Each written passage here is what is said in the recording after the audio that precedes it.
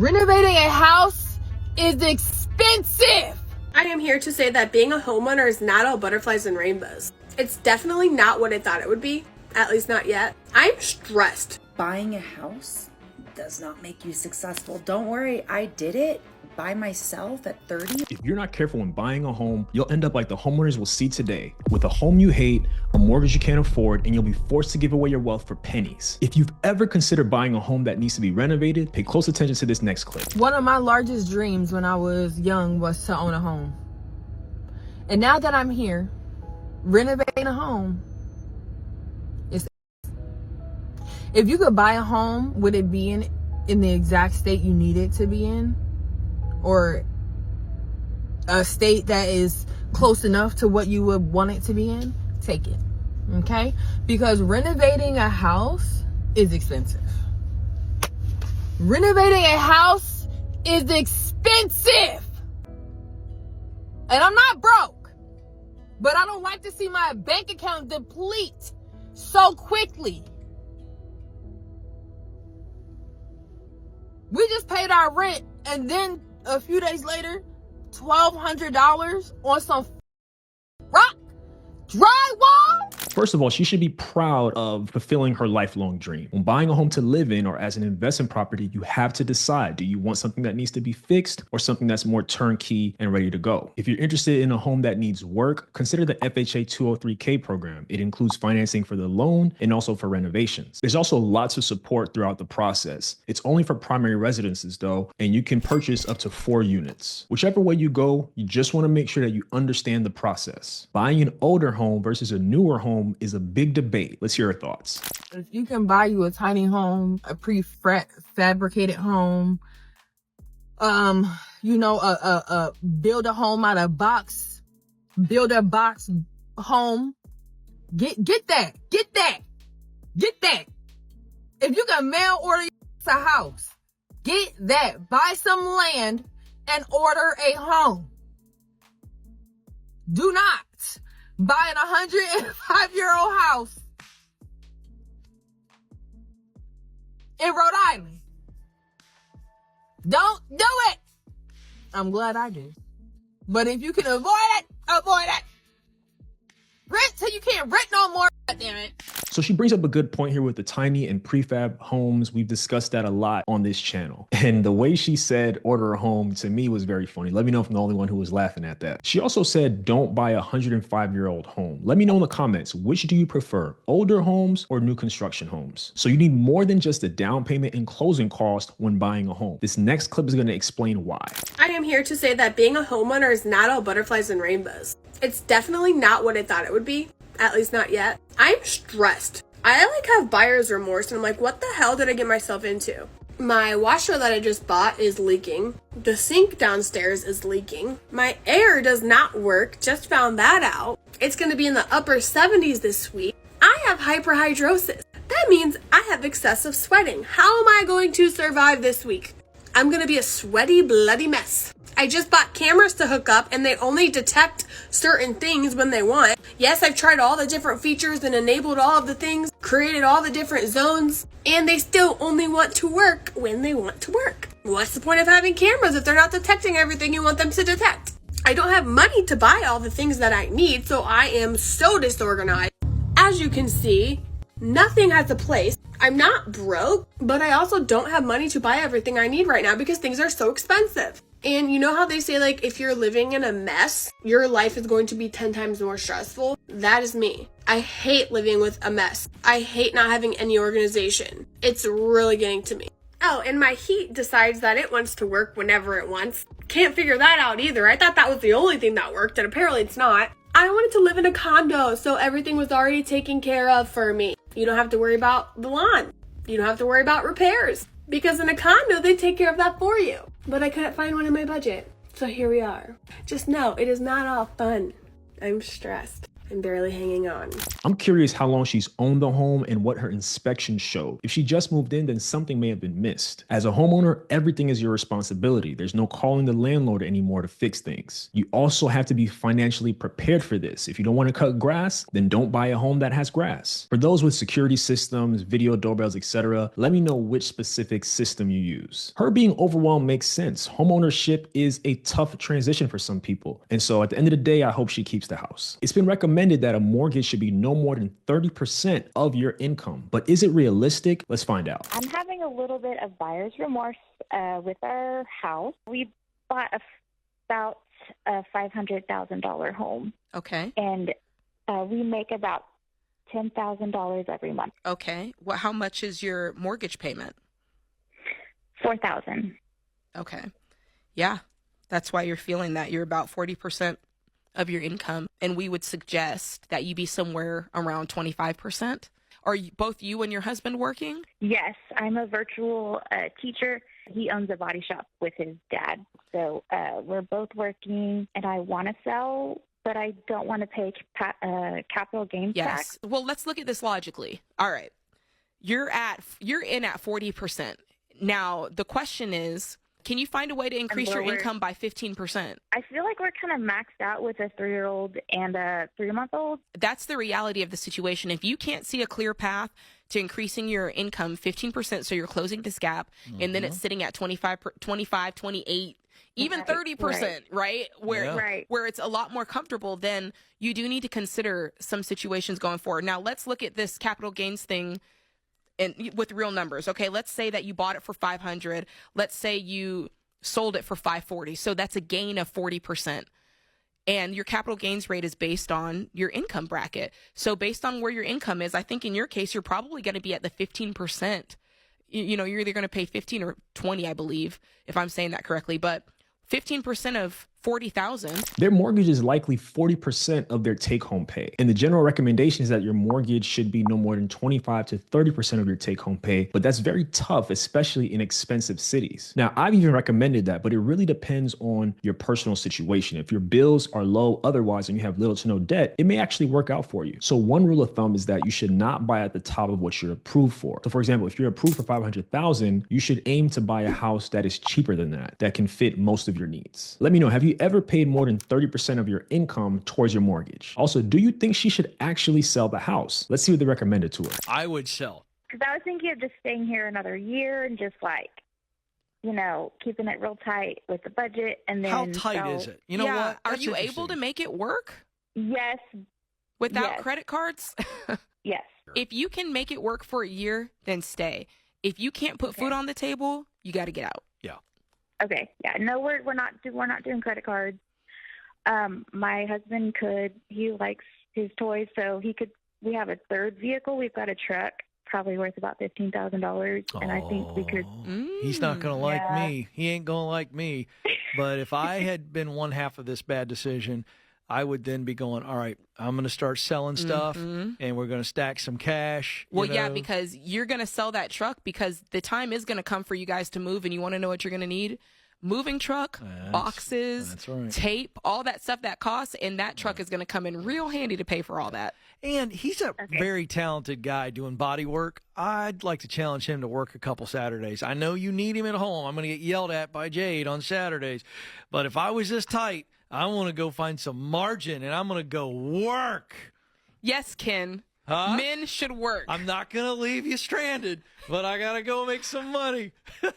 If they can make it work, they should stay. I do agree with that. But I didn't like how quickly he jumped to saying that they should sell the house. They should consider selling that truck, though, if money's already tight and they have 2 other vehicles. Now, one thing that wasn't asked was when she bought the home, and here's the reason why. So the IRS allows you to exclude up to $250,000 or $500,000 if you're married filing jointly of capital gains tax if you've lived in the home for 2 of the last 5 years. Now, if this is something you're interested in, you can go to the IRS website, and it has a whole page explaining how the process works, but that's something that they should look into if they end up wanting to sell. Now, most would agree that buying a home is a huge accomplishment, but not everyone feels that way. But first, I need you to hit that like and subscribe button. If you want to get better at real estate investing, you got to follow this channel. I'm going to be really controversial when I say this, and I'm talking to all of our parents out there.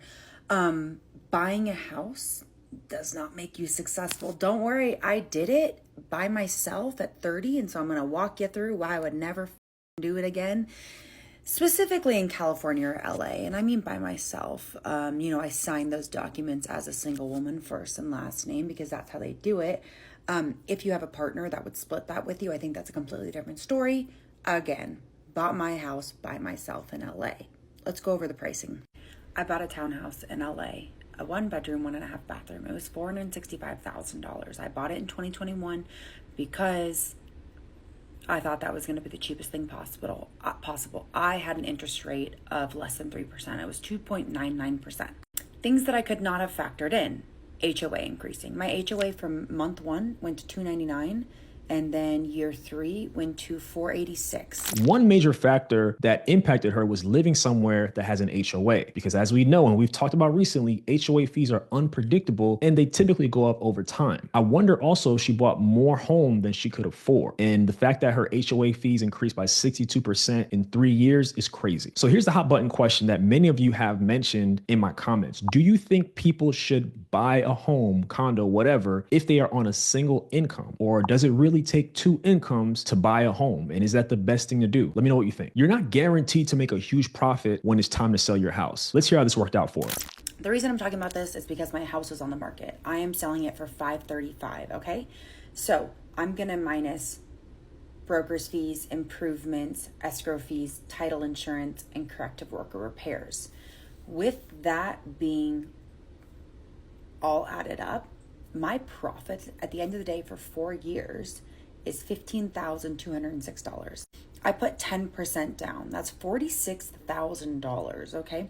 If I would have taken that $46,000 and for the exact same time period, so don't be like, the market's not reliable, the exact same time period, February 2021 to June of 2024, I would have made a profit of $21,644. So the difference of that would be that I was up $5,000. And now I have to appreciate that she subtracted all of these and expenses to calculate what could be her real profit. And what she said about the stock market is real. Now, I always advocate for real estate and home ownership, but you can also consider investing in stocks, and you can even do both if you want to. The next clip will show you why you should never buy a house because you feel pressure to do so. We bought the house, and the sellers people who sold it to us were going to rent it back for 1 month, and 2 days after we close, the AC goes out, and that's like a $10,000 repair, and we're like, we do not have $10,000.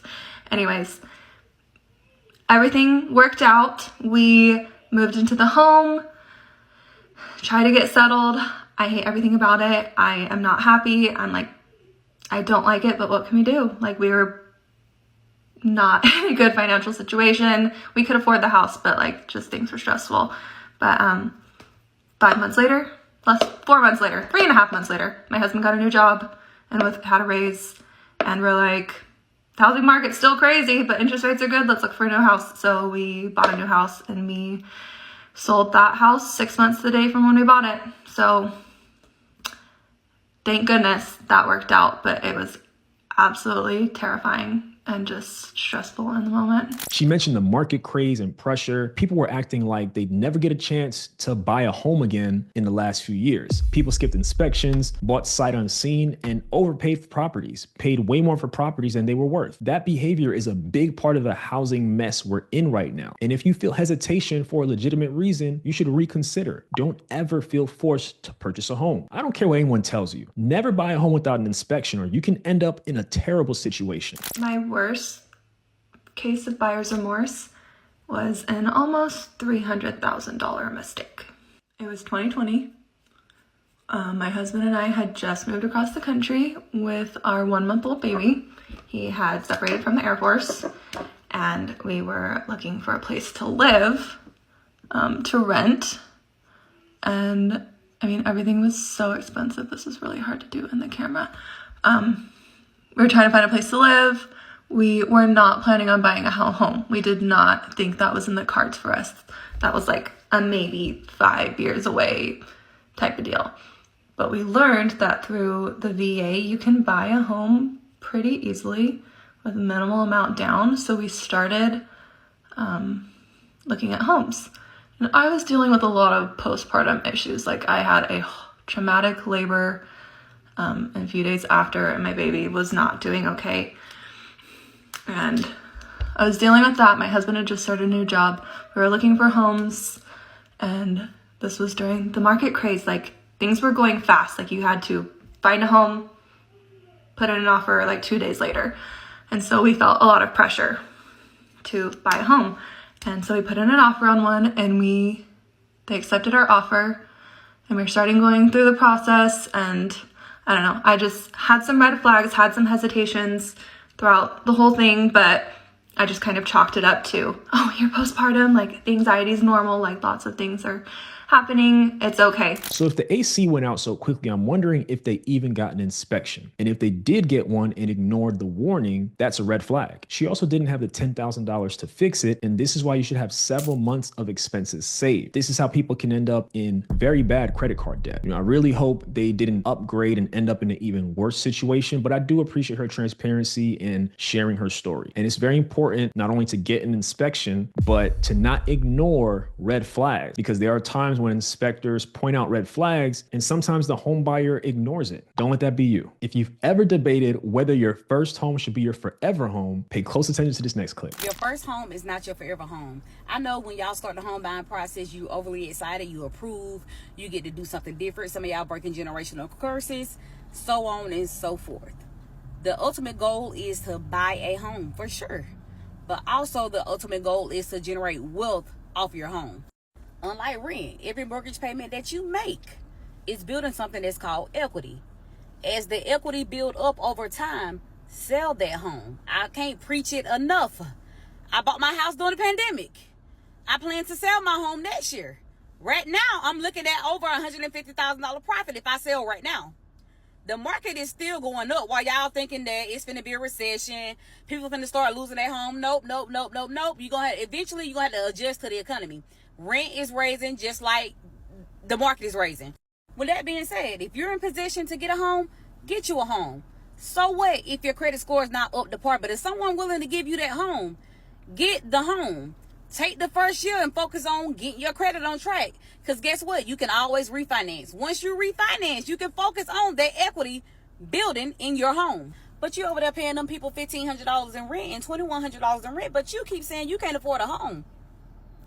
But you can afford to keep paying out them people's house. If you buy a home and want to stay there forever, that's fine. You don't always need to upgrade and get something bigger and better. Sometimes what you have is just enough. And she is right. Everything's more expensive now, but you should only buy a home when it's the right time for you. Now, I don't like when people say you can always refinance because the rates may not go down enough to make sense. And refinancing isn't cheap. It can cost thousands of dollars. She also mentioned renting versus buying, but the data shows that in most of the US, renting is still more affordable than buying. Doesn't mean you should buy. You just got to evaluate your current situation. There's no one size fits all to this thing. Do you think you should buy a home if you don't love everything about it? Let's hear this next homeowner's experience. We bought our house 7 years ago. It'll be 8 this year.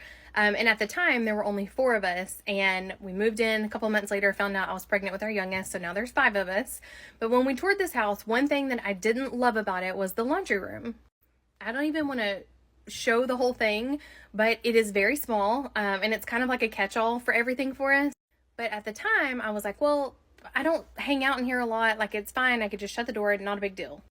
Well, it turns out I do a crap ton of laundry now. So I feel like I'm always in here, and it drives me nuts. And there's nothing I can do about it. So I like to talk about this with my clients because when we sit down to do your buyer's consultation, we're going to talk about things that you absolutely want in a house and things that you absolutely do not want in a house. Most people only spend like 3 to 5 years in their first house, and then they will sell it and they will upgrade. But if you're like me, you decide, no, I'm going to stick it out. I want to be here until I pay the house off. And so you're there for several years. I think what starts to happen is when you've toured 20 or 30 houses and you still haven't found the one, you just start to get impatient and you go, you know what, I'll settle for it. It's fine. It's not that big of a deal. And then you're there for several years and it does turn into a big deal. So part of that buyer's consultation is just to have a really honest conversation and just be patient. Like I always tell clients that the right house will come along at the right time. It will happen when it's supposed to. You can't rush it. Just be patient. And it'll work out the way it's supposed to work out. Also, if anyone can explain to me how I'm supposed to correctly sort laundry, because I'm in my late 30s now and I still don't know how to do that. I literally just throw all of it in here and hope for the best. Let me know in the comments, have you ever bought a house with a feature or maybe more than one feature that you didn't like? It's great that she talks to her clients about their wants versus what they don't want. And some things can be changed over time. You shouldn't buy a house that you hate, but you may need to compromise a little. Maybe there's something you don't like that you can change down the road. And I understand her struggle with laundry. It is not my favorite chore either. As a matter of fact, once I'm done recording this, I'm about to go do some laundry. So here are my final thoughts. Don't let anyone pressure you into buying a home. Do it when it's the right time for you. Also, make sure you have 3 to 6 months of your expenses separately from the down payment and closing costs for the home. Make sure you can comfortably afford the mortgage and all other expenses. I'm not going to necessarily say it needs to be this percent, that percent. At the end of the day, you know your budget, you know your bills, you know what you can comfortably afford, and just don't overextend yourself. That's the best tip I can give. If you want to share any tips or any stories, definitely drop them below in the comments. I would love to hear from you. Also, if you are looking to get started in real estate investing, whether that's local investing, whether that's out of state investing because it's too expensive where you live, go to the pinned comment of this video. I have a bunch of free resources. It costs you absolutely nothing, but it'll give you a ton of value. So go to the pinned comment and grab a resource today. Now that you know about home buyer's remorse, I want you to learn about homeowner property tax nightmares. Check out this video right here.